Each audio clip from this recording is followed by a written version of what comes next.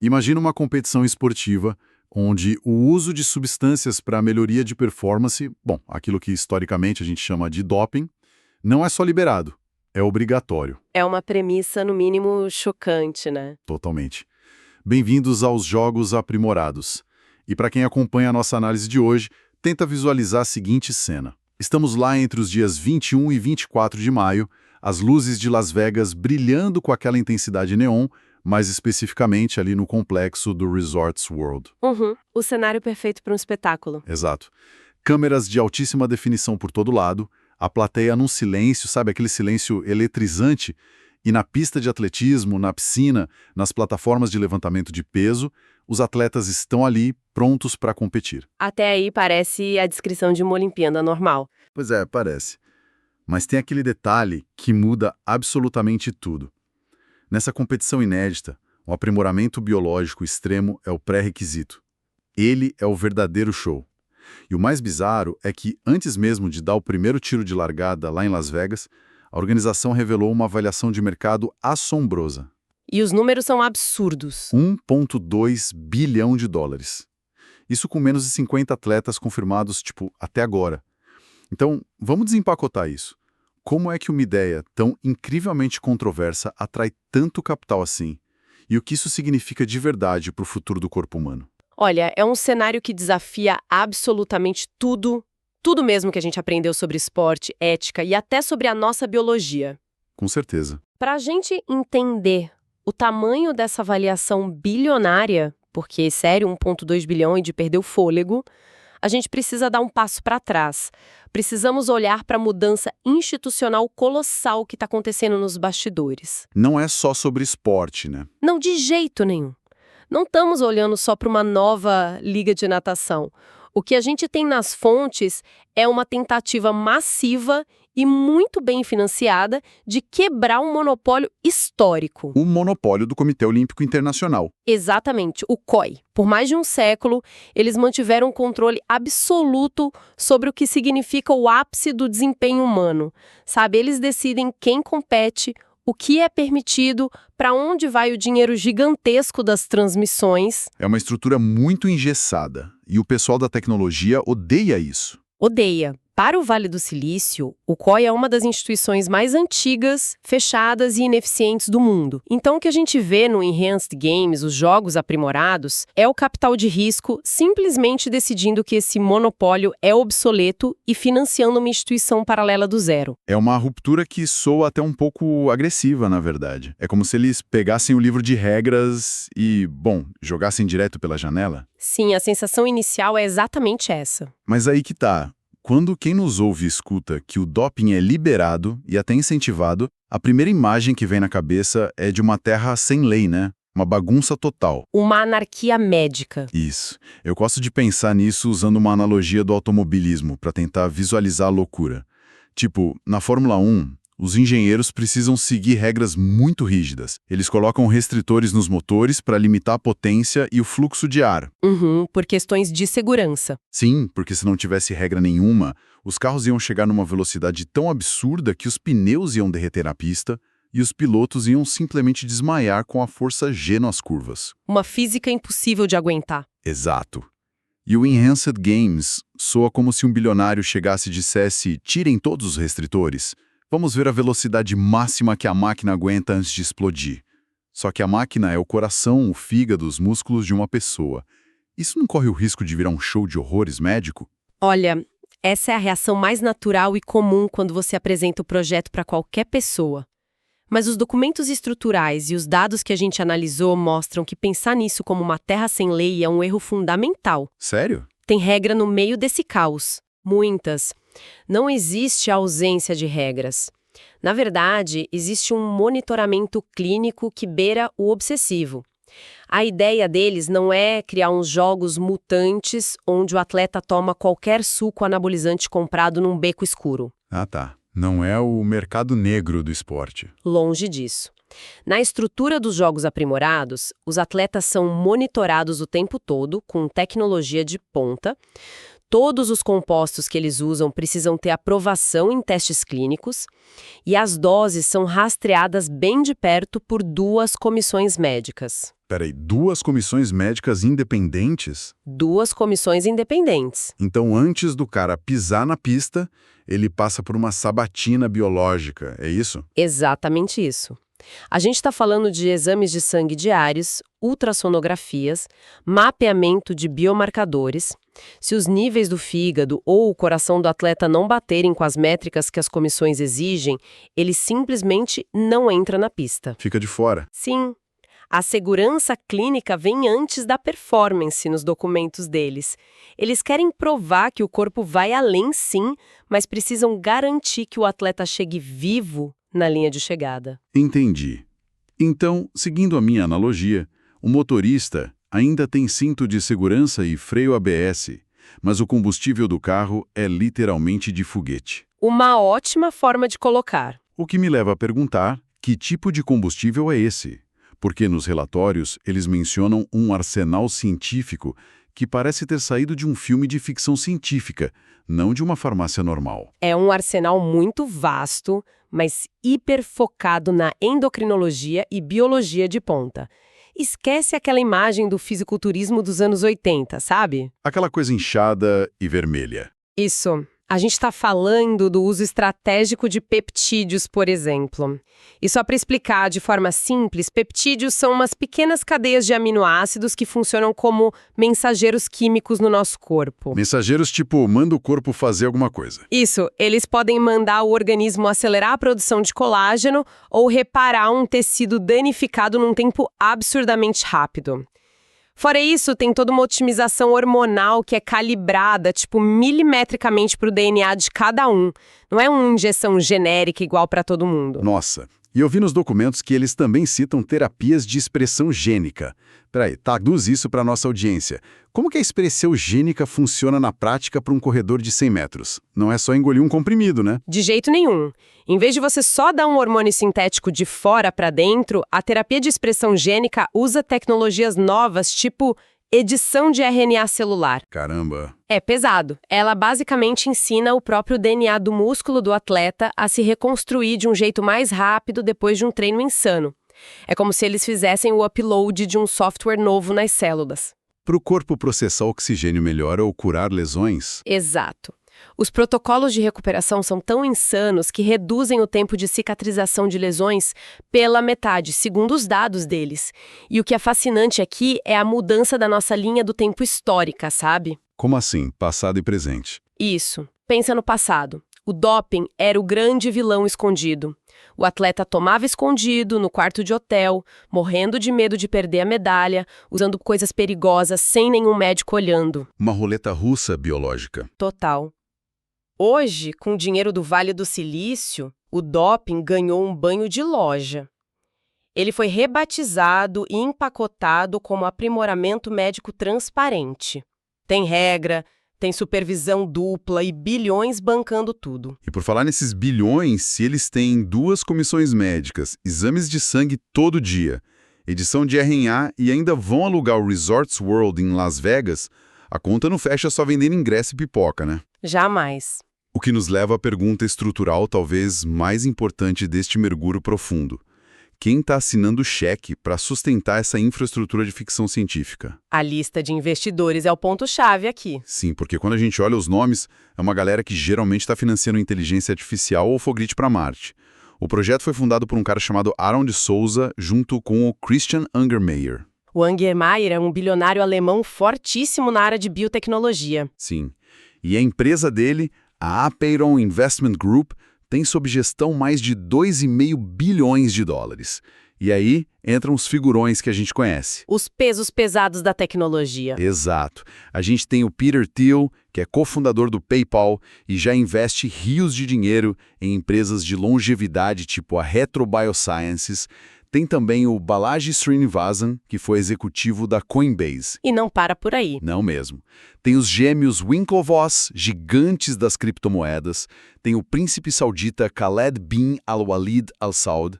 E a gente tem até a 1789 Capital, que é uma firma liderada pelo Donald Trump Jr. É uma constelação muito pesada e bem eclética, né? E não é por acaso que tantos nomes do mundo das criptomoedas e das finanças descentralizadas estão nesse barco. Pois é, eu fiquei intrigado com isso. Se a gente conectar os pontos, prestando atenção em figuras como o Balaji e os irmãos Winklevoss, a ligação estratégica com a Web3 e com a descentralização fica cristalina. Eles não estão lá porque amam ver gente correndo. Com certeza não é pelo amor ao esporte. Eles estão lá por causa de dois conceitos muito disruptivos. O primeiro é a DeSci, ou a ciência descentralizada. DeSci, eu já vi esse termo rolando na internet, mas para quem nos ouve e está tentando entender como que biologia se mistura com criptomoeda, explica isso de um jeito simples. Claro. Funciona assim hoje. A indústria farmacêutica tradicional leva, 10 anos e gasta bilhões para aprovar um remédio no FDA lá nos Estados Unidos. É um gargalo burocrático gigante. Imenso. A ciência descentralizada, DeSci, propõe usar a internet e o dinheiro privado para financiar a pesquisa fora desse sistema lento, e o Enhanced Games é tipo o laboratório perfeito para isso. Ah, entendi. O evento é um laboratório gigante. Exato. Eles usam esses atletas como contratantes independentes que aceitam voluntariamente testar protocolos de saúde experimentais. E a promessa é publicar todos os dados médicos e de DNA em código aberto. O tal do Open Source Science. Isso. É uma via rápida, quase um atalho agressivo, para testar tratamentos de longevidade na prática sem pedir permissão para os governos. Faz muito sentido agora. Eles usam uma galera que está disposta a testar os limites físicos para gerar dados que a Pfizer demoraria uma década para conseguir um laboratório fechado. E tem o segundo conceito vital, que é a teoria dos Network States, ou estados em rede. Que é uma tese do próprio Balaji. Sim. A ideia dele é que comunidades globais na internet podem se unir, levantar muito dinheiro, criar suas próprias leis e construir instituições no mundo físico para substituir as velhas instituições que eles acham que não funcionam mais. Tipo o COI. Exatamente. Bancar esses jogos não é sobre esporte, é sobre provar que a internet consegue criar e gerir uma nova Olimpíada do zero, muito menor que o modelo centenário. Aí que a coisa fica realmente interessante. E eu fico chocado com a genialidade vilanesca da coisa. Eles estão pegando o transhumanismo, essa ideia de usar a ciência para transcender o corpo humano, e estão transformando isso em puro entretenimento de massa. O evento finge que é uma competição, tem medalha e pódio, mas por trás da cortina é só um ensaio clínico de código aberto, transmitido em 4K para o mundo todo. Dá um nó no cérebro. Dá um nó no cérebro e também na planilha financeira de quem não entende a jogada completa. Porque esse é o grande truque de mestre. Se a gente olhar só para a matemática do evento esportivo, não faz o menor sentido. Nenhuma conta fecha. Nenhuma. Como é que uma empresa, antes mesmo da fusão SPAC deles com a Paradise Acquisition Corp, sem receita nenhuma e com menos de 50 atletas, conseguiu justificar aquele valuation de 1,2 bilhão? E só fazendo um parêntese aqui para quem não vive no mercado financeiro, uma fusão SPAC é basicamente uma empresa de cheque em branco, né? Um grupo levanta dinheiro, abre uma empresa fantasma na bolsa e aí compra uma empresa privada, tipo o Enhanced Games, para colocar ela no mercado de ações direto, sem a burocracia toda de um IPO. Perfeito, é bem isso. É um atalho financeiro que garantiu essa injeção de dinheiro. Mas pensa comigo, 1,2 bilhão dividido por 50 atletas. Dá mais de 30 milhões por cabeça. É uma média surreal, nenhuma liga esportiva da Terra, nem a NFL, nem a NBA, consegue justificar esse valor só vendendo ingresso de um evento de 4 dias. É uma piada financeira se você olhar só como esporte. Mas a resposta para esse mistério, e o que eu acho mais chocante em toda a nossa análise, é que o Enhanced Games nunca foi uma liga esportiva. Nunca? Eles são uma health tech, uma empresa de tecnologia de saúde operando disfarçada de pista de corrida. Eu adoro aquela analogia do programa de culinária para explicar isso. Conta ela, é muito boa. Imagina que você está assistindo um programa de culinária incrível na TV. O chefe está lá fazendo um prato absurdamente complexo, te dá água na boca. Aí nos últimos 5 segundos do programa aparece um QR Code gigante na tela. Quer fazer isso em casa? Compra agora o nosso kit com a panela exata e os ingredientes secretos do chefe. É brilhante. É o mesmo modelo de negócio, só que aplicado à biologia humana. Essa analogia traduz a empresa perfeitamente. O Christian Engermayer chama essa estratégia de a próxima agenda humana, ou Next Human Agenda. A próxima agenda humana. Sim. O Peter Thiel e os outros não estão nem aí para quem vai ganhar a corrida. A aposta deles é que a biotecnologia vai comercializar o quanto as pessoas vivem e como elas vivem. E o prospecto financeiro do SPAC deixa isso claro, né? Muito claro. Em março de 2026, eles vão lançar uma plataforma de suplementos e medicina personalizada. O coração do negócio é o modelo direto ao consumidor, o D2C. Vendendo para quem está em casa. Exato.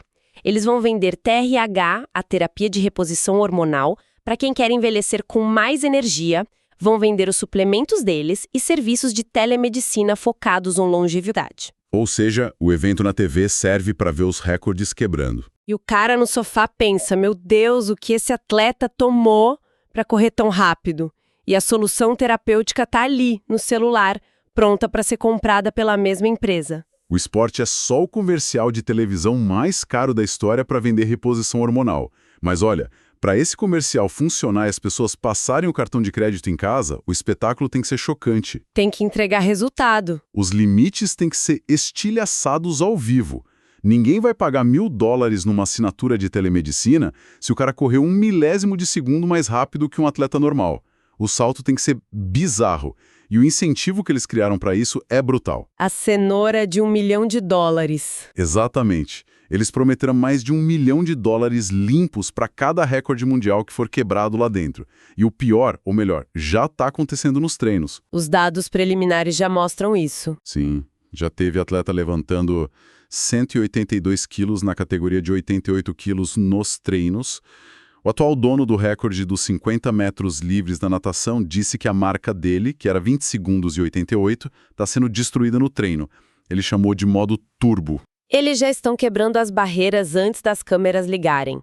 E é aí que a fundação ética do projeto começa a rachar de um jeito muito perigoso. É o que mais me preocupa. Quando você coloca $1 milhão condicionado à quebra de um limite físico extremo, você altera a cabeça do atleta e o poder que o médico tem. Exato. E eu preciso fazer o papel de advogado do diabo aqui. A gente falou da comissão médica rigorosa, que a segurança vem primeiro nos documentos. Lindo na teoria. Mas na prática, outra história. Exato. Porque a gente sabe como atleta de alto nível opera. Os caras são competitivos até o osso. Se o corpo aguenta um nível X de estresse e tem um cheque de 7 dígitos na frente dele, ele vai implorar para o médico aplicar o X+1. Sem dúvida. Como o negócio inteiro depende de destruir recordes para vender suplemento, a gente não corre um risco enorme de ver a linha do aceitável sendo cruzada, e se a gente tiver um colapso cardíaco ao vivo, na frente do mundo inteiro, em nome de vender longevidade? Olha, isso levanta o dilema existencial de toda essa nossa análise de hoje. O risco do colapso ao vivo é o perigo dramático de curto prazo, mas o perigo de longo prazo é a crise filosófica no tecido da sociedade. Como assim no tecido da sociedade? Com edição de RNA, vai lá e pulveriza o recorde sagrado do Usain Bolt. A pergunta que o mundo vai ter que responder no dia seguinte é: nós vamos aplaudir isso como o novo auge do potencial humano? Vamos olhar para aquilo e dizer, foi só a farmácia que ganhou, não teve graça. Exatamente. E a projeção filosófica dos investidores aponta para um futuro onde os esportes vão rachar o meio. Uma cisão permanente. 2 categorias. De um lado, os naturais, os humanos como a gente sempre conheceu, com suas limitações. Do outro, os aprimorados, que para os críticos não são mais atletas, são ciborgues a serviço do entretenimento. Então, o que tudo isso significa quando a gente junta todas as peças do quebra-cabeça?